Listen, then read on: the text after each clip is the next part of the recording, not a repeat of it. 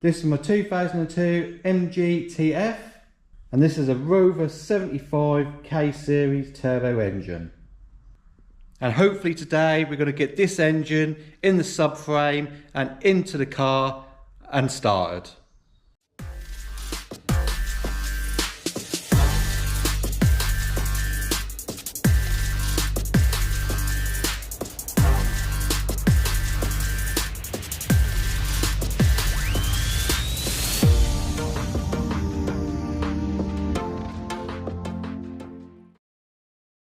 Right, welcome back everyone, welcome back to another episode, welcome back to a new year.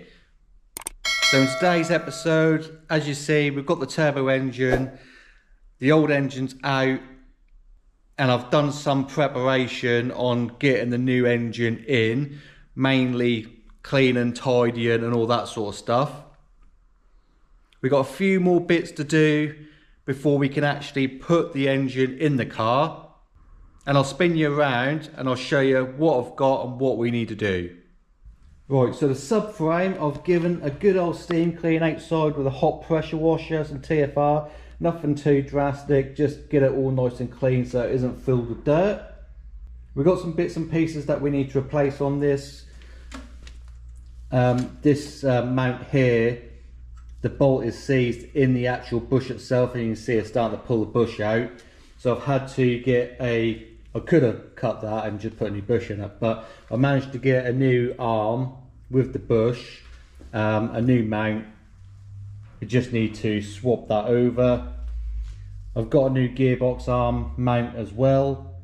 So when we get the engine back in the frame, everything's going to be mounted up how it needs to be, without no dodgy mounts. Again, I've got another engine mount here as well because the other one was broken. I've got some new subframe mounts here because they just look really crusty and horrible. Again, we will have to take all this out and do a complete refresh, but for now I just wanted to make sure that everything is as lined as good as I can get so we can mock up for where the engine needs to be and what we need to do to clearance the bulkhead, because I know there is going to need some clearancing on the bulkhead.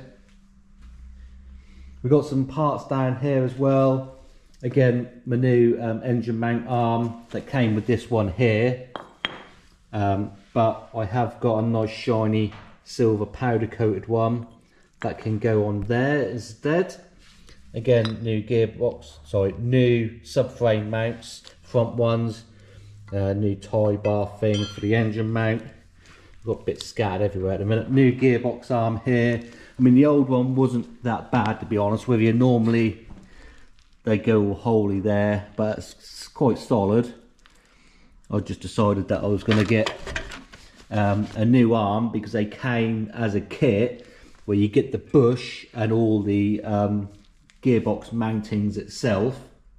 We got a new mount that goes onto the engine because the turbo one is different to the one that we needed to use. Again, a load of new hardware and stuff like that to make things a little bit easier to fit. The old flywheel, which we're going to need off the 135 engine. We will have to take the crank sensor out as well, because that's slightly different to the Rover 75. I've got a new clutch, just a Borg and Beck one. You know, we could have probably used this one for now, but I didn't really want to take the engine and gearbox out and split the gearbox from the engine again, because that is a bit of a pain, to be honest with you. Obviously the new engine, say new, second hand. I'm going to take all the water pump and timing belt off the 135 engine because, as we know, that's new. If you look back in the playlist of this car, we done a time belt, water pump, tensioner when we tried to renew all the crank bearings, rod bearings, sorry.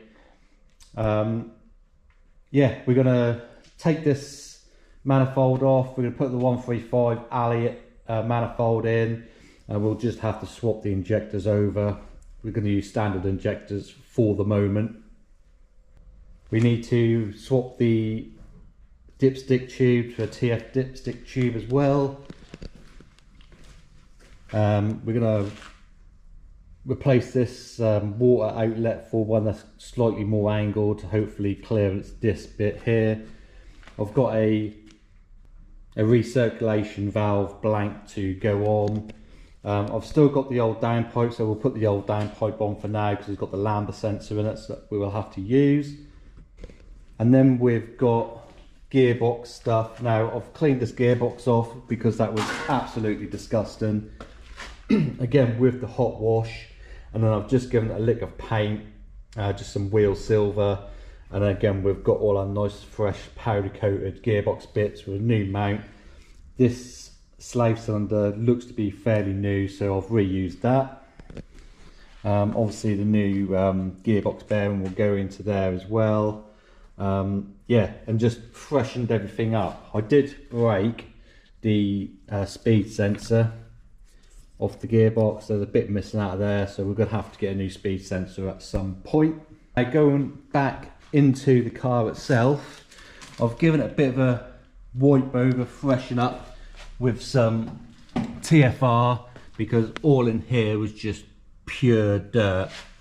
So what I've done is I've scrubbed it with a little brush, TFR, scrubbed it with a little brush, and now I've just got a portable steam cleaner just to try and clean most of this up. As you see, it's come up reasonably well. It's a lot nicer to work on than if that was just full of dirt and dirt dropping in your face and stuff like that. So we've got a few bits and pieces that we probably need to take off. I'm not too sure about this yet because I might mount the charge cooler set up to that. Again, that ain't gonna hinder us in any way, shape or form at the minute. We will have to take this heat shield off though, because I believe the turbo runs around this sort of area, and this is the bit we need to manipulate to get the turbo to clear. Now I've been informed that when using a standard turbo you don't need to do any cutting of this bulkhead. You just need to give it a few little love taps with a hammer, and that should be enough clearance for it to work. I am still waiting for a few gaskets for the inlet manifold to stick the 135 alloy one on, but I think what we'll do is we'll start putting some bits onto the engine. We'll get the engine off the stand, we'll get the flywheel, clutch and gearbox on, and we'll get it dropped into the subframe and see where we stand really. Again, the inlet manifold can go on at a later point. That's not going to hinder us in any way, shape or form for the minute, but I think there's nothing left really to do but just to get on and do some work.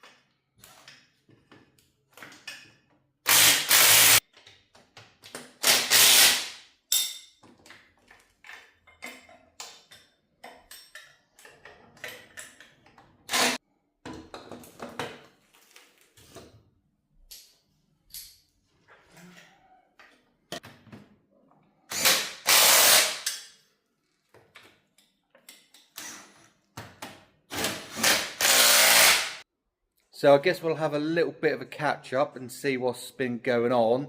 Battery went flat yesterday. It's actually now the next day. So yeah, we'll get you caught up with what we've actually done. So engine, gearbox all in, the wiring's all on, intake manifold is all on, starter, turbo's on, all the brackets, alternator, cam belt, water pump.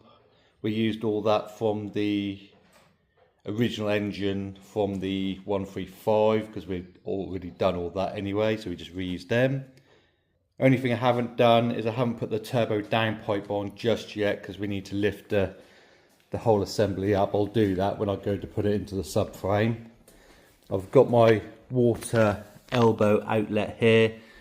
I'm not too sure if it's made any difference or not, apart from it's made it a bit difficult to get to this hose here because it now comes out as an angle, and the sensor wiring is a bit on the tight side there.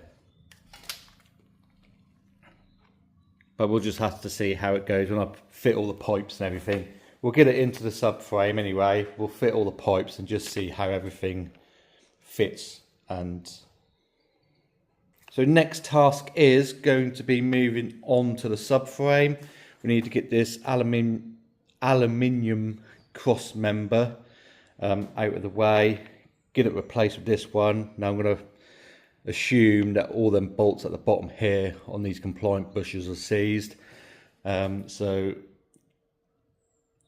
yeah, we'll get that out of the way and we'll get all the other bits and pieces on that we need to get on, and then hopefully we can drop that into the subframe.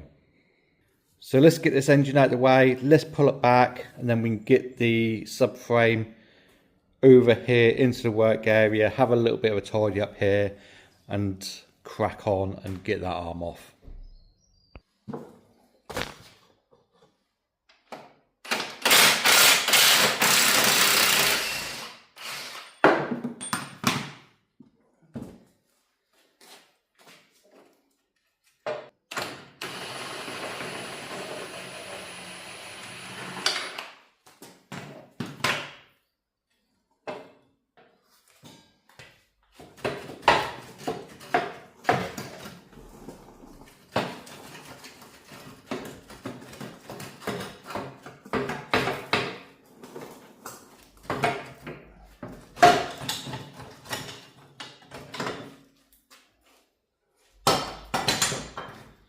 Right, that came out suspiciously okay. Normally all the bolts are rounded off and seized, but that seemed to come out okay. But the compliance bush itself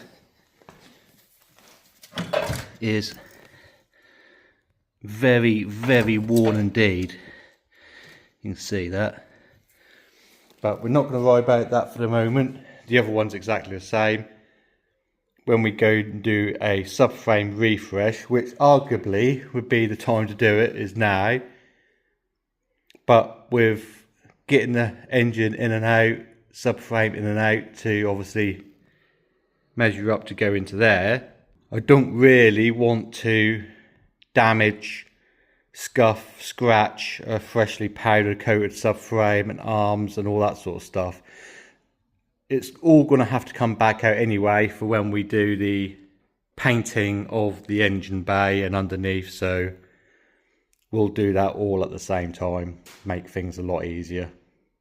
The main goal at the minute is to obviously just get it in and get it running. Right, engine is now in the subframe. I did have you set up on a time lapse, but I set the camera up on the tripod but forgot to hit record. Yeah, sorry, shit YouTube and all that. Right, I've left all the water pipes off for now because that turbo sticks out a lot further than I was hoping for, if that makes sense. I'll show you in a minute, but I think we're going to struggle to get it in with the turbo in place. Now I know I will have to remove this heat shield on here, but the subframe runs quite, let me get in there.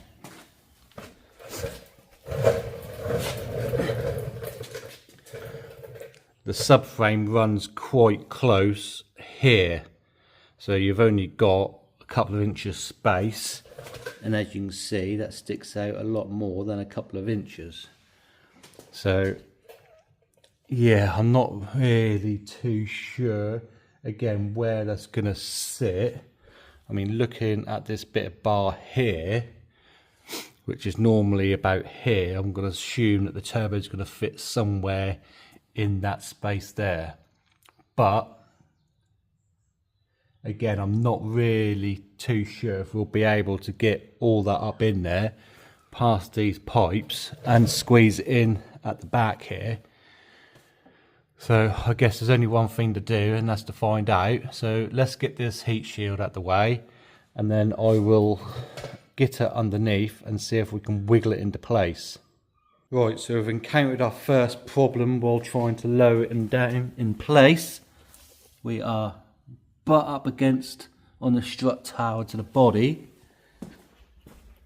and it's the same on the other side, like right up against the body. And the turbo, the actual dump valve bit or recirculation valve part of it, is hitting the bulkhead there. So I can't lower it anymore. I was hoping I was going to force it in place, but it's not going to happen. So I think what I'm going to have to do is raise the car back up and take the compressor housing off the front of the turbo.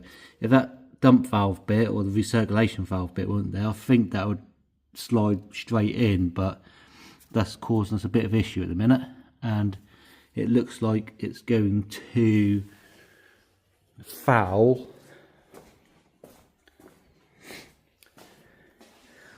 this part here of the bulkhead.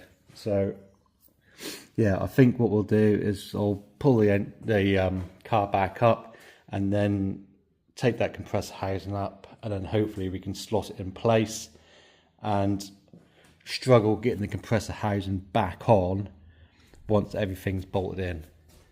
The story so far, we are probably less than 10mm off the mounts. The front ones are pretty much there, so we ain't got much more room to go really. It's all pretty even underneath, so we know that we're nice and square. The issue that I'm having at the moment is the turbo housing is hitting this plate bit here, so I'm not too sure if it's this bit that needs to be bent in or this bit here further up, because if you look at the compressor housing, obviously you can see where that inner lip goes into on the compressor housing, so we've still got that much to go, if you know what I mean. And it's right on that funny little plate thing for the cables and the heater pipes.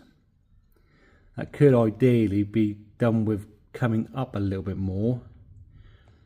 I think the engine is square to the subframe. Obviously we haven't got the bottom engine mount in yet, so maybe that will tilt forward a little bit more, but I think if it tilts forward a little bit more, that's obviously going to push the turbo that way a bit. So yeah, not really too sure what to do at this moment in time, because obviously we've still got to get that compressor housing back on as well. Right, so hopefully this would be the final time of me hammering this firewall out.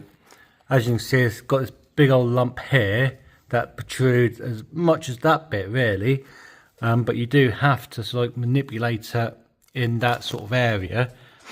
Again, this is just a rough out onto making it fit really.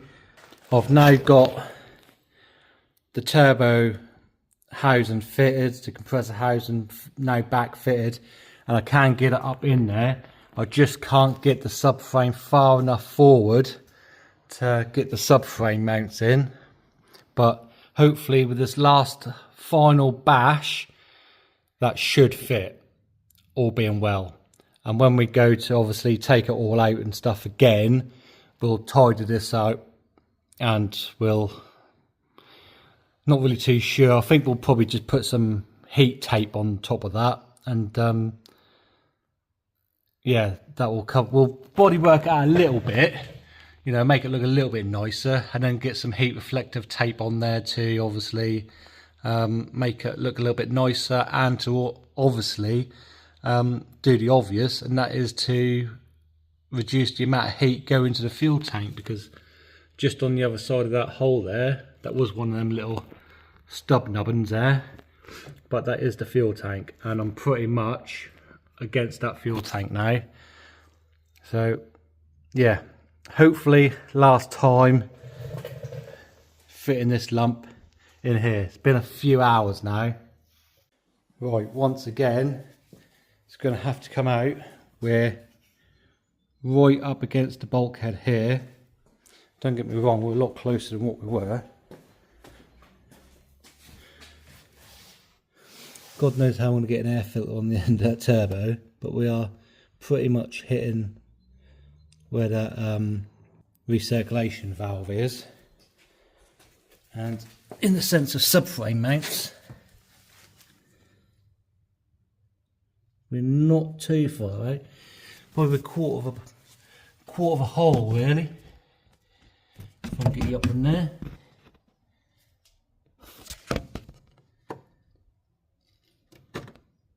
So yeah, we're not too far out the way. I think a little bit more. I thought I'd cracked it then, but we'll have to come out once again. The only problem that I'm having really is the heater pipes underneath this turbo. They're getting mangled, keep coming in and out with the engine, because the turbo rubs against them to get past them, and a lot of sharp edges and stuff. Hopefully they'll be okay, but I have got some nice silicone ones, so hopefully when everything is in place, we might have to take the centre console out and get the heater pipes out and replace them with the silicone ones anyway. Again, aids with the exhaust side of things.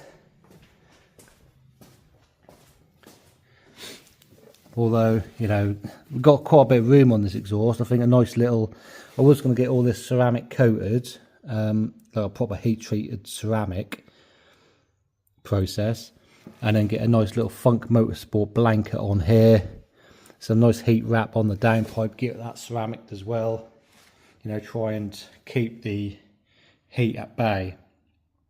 But I'm just going to mark up around here again, take the engine back out and do some more hammering. Again, we're very, very close. As you can see, engine is in and supported by its own mounts. Let's go around here. As you can see, I've taken a steady bar off, because not all is good, but we are getting there. I've done as much manipulation to the turbo, well, not the turbo, to the bulkhead as I possibly can to fit the turbo. Now there is still, with that mount in, it's still touching ever so slightly. It's literally just resting up against it. I can't really get you into a very good position, but let me lock that screen. But when I took that mount off, and if I was to shorten that mount, we can probably get another ½ inch in there just by shortening that mount, and it won't put too much stress on the other mounts. It's literally just to get it away from that bulkhead.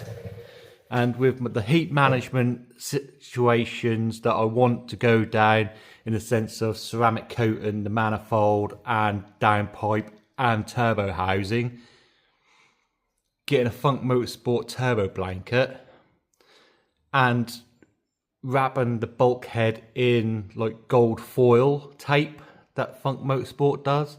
I've done exactly the same on my Metro. That's really good stuff. So yeah, I think the plan at the moment, I've literally got a few hours and I need this off the ramp. So the plan is to refit this steady bar. Yes, the turbo will hit up against it, but it's literally just the compressor housing. Let me take the vehicle down, might get a better understanding of where everything sits. Right, so at the minute it's the actual cold side of the turbo that's fouling the bulkhead. I've manipulated that as much as I possibly can to get that to fit. That's literally against the fuel tank now. But we've got loads of room around the hot side. And if I was to wiggle this engine, if I can, you can see it's giving a bit more room. Now don't get me wrong, that's not a lot, but hopefully it will stop the engine knocking into the firewall more than anything. Again, that is the cold side of the turbo, so I'm not really too fussed about that bit resting against it. It's about the vibration and the knocking when the engine takes up load, basically. There's plenty of room around the hot side for airflow and for heat management, so again, not really too worried about that. Now, as I say, it's 9:30 in the morning now, so I need to get this car off the ramp by lunchtime so I can do a service on a customer vehicle. So I think what we need to do really is just slap it all back together again, get some oil in it, and hopefully we'll connect the fuel lines up, we'll connect all the electrical stuff up to the ECU, and because that's basically a 1.8 engine that's got a turbo on it but it's not really going to be doing anything, it should theoretically start and run. So let's make that the goal for this morning, to get it all back together, running, and being able to drive it out. Now, I'm not going to bore you with that process because it is literally just bolting the hubs back on, drive shafts, wiring. Again, it's just plug and play stuff on this. Theoretically, it's still a 1.8 and it's still got a 1.8 harness on it. Drive shafts, roll bar, coolant hoses. Shall I do the coolant hoses? Yeah, I might see if I can get the coolant hoses in. Brake discs, obviously we haven't got no brake calipers at the moment, so that will literally just be a roller. So again, I'll just update you as and when we get things going. Again, I'm quite short on time today to get this off the ramp, so I'm just going to crack on with it. If you look back in the previous video when we stripped it all apart, just watch that video reversed and that'll give you some idea of what I'm doing. Right, and just like that, 12:30, we are now all back together. Well, I say all back together, almost all back together. The only bit that I am missing is the link pipe that goes from the thermostat to the rail and wires off to the header tank. I don't know what I've done with that, so I might have taken it off and used it on something else. I can't recall, but we're missing that, so we can't put no coolant in it at this precise moment in time. But I have got all the coolant lines hooked up. I have got the heater lines all hooked up. I'm not too fond about this situation, how this is angled out this way. This is better because that keeps it away from that turbo elbow, but this bit is a bit of a, yeah, not too sure about that. I've bled the clutch as well, so we can drive it, although we've got no brakes. but we will be able to drive it off the ramp. Old starter motor, hopefully that will work. Old alternator, hopefully that will work. Filled it with oil, just some cheap 1040. I've put some gearbox oil in. Again, I've pressure washed the gearbox, so I'm going to assume there's going to be some kind of moisture in there from doing that. So we will change that out at a later date once we finalise everything, in the sense of driving it down the road, getting it all up to temperature and all that sort of stuff. Still need to obviously modify the bottom engine mount to bring that turbo away from the bulkhead a little bit more and sort out all the heat management stuff. And the downpipe is actually resting against the subframe down there, so we might have to cut a little bit of the subframe out. So good job I didn't get that powder coated when I did, because I'd have to cut into that basically.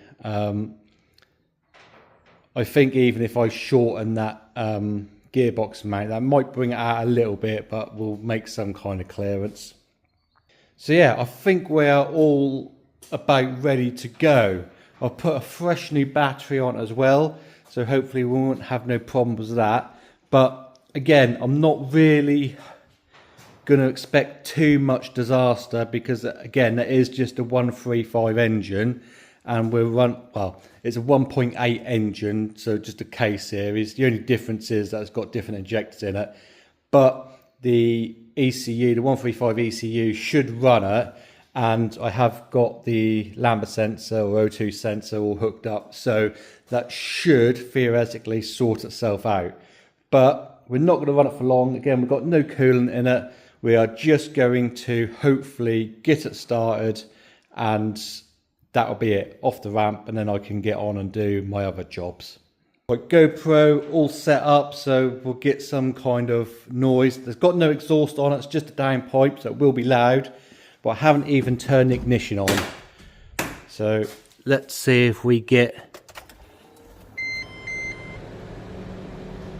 Oh, we've got engine bay fans kicking in for some reason.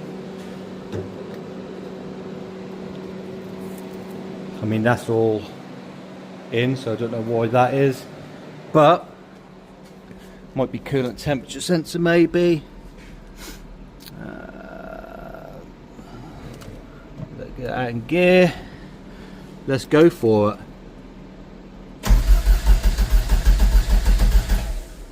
Hang on 1 second. One crucial bit. We'll take that out of the turbo, shall we? But it sounds like it's turning over right at the minute.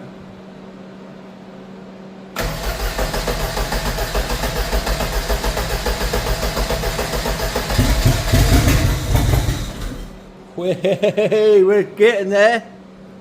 Hopefully one more fire up and that should go.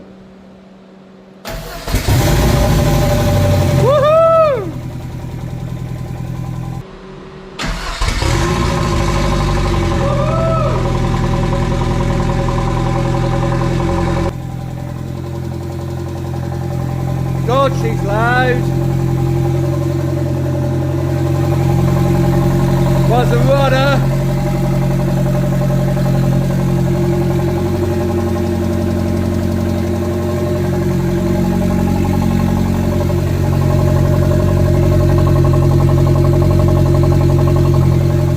No oil leaks.